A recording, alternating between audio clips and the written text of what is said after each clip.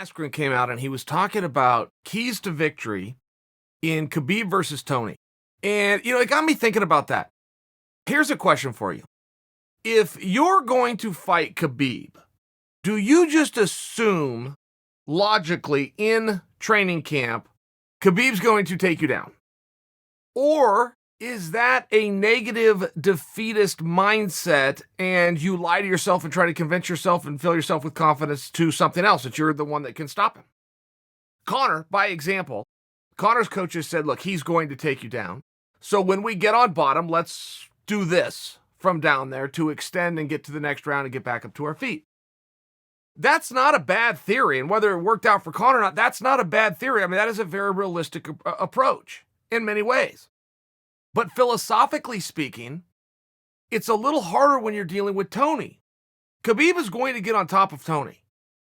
And in large part because Tony's going to let him. But now here's where the conversation begins. And it all comes down to who's judging the fight, in all fairness. Generally, it will go to the guy with position. Position would be defined as the guy on top.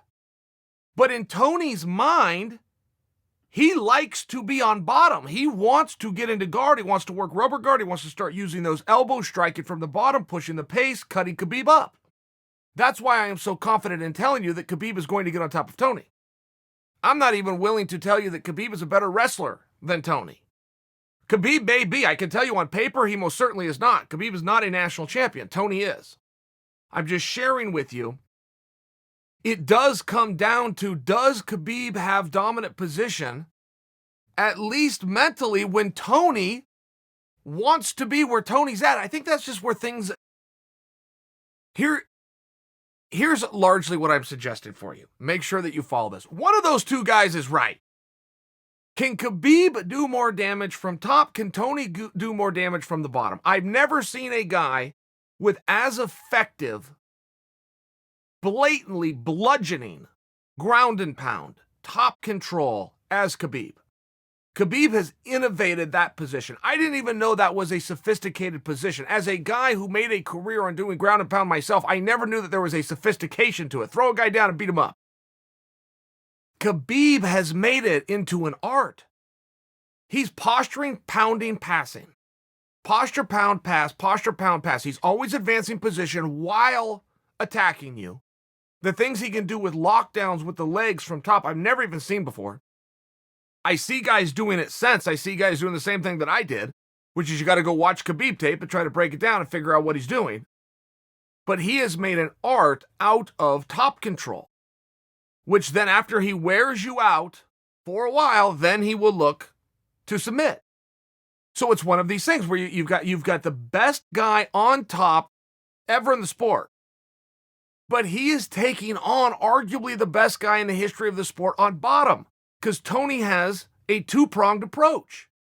Not only is he going to submit you with very goofy technique, stuff that's very hard to deal with. You have to have a level of athleticism and flexibility to do the rubber guard.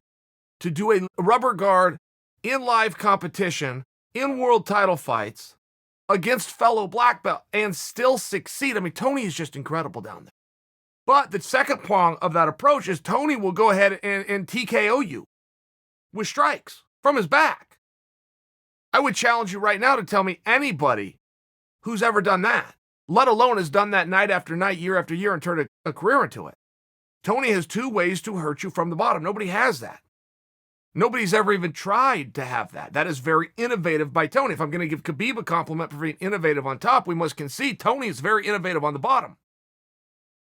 Tony is a guy who will try to wear you out, break you down, and make you quit while he's on his back. That's just not the way it's done. I could not even encourage you to go watch Tony and then add that to your game. It's a really unique one-off type situation, but this is the kind of guy that Tony is. So when you're trying to talk about this fight, and you're trying to talk about who can get position, you do have a little bit of a discussion. And the judges are going to have to work some overtime here. It's not going to be like it's been for 25 years where you go, who has position? The guy on top, of course. Well, you'd be right. For 25 years, you would have been right. On April 18th, for the first time ever, you might not be. The guy on top may not be as active, may not be in as good a position, and may not be doing as much damage as the guy on bottom.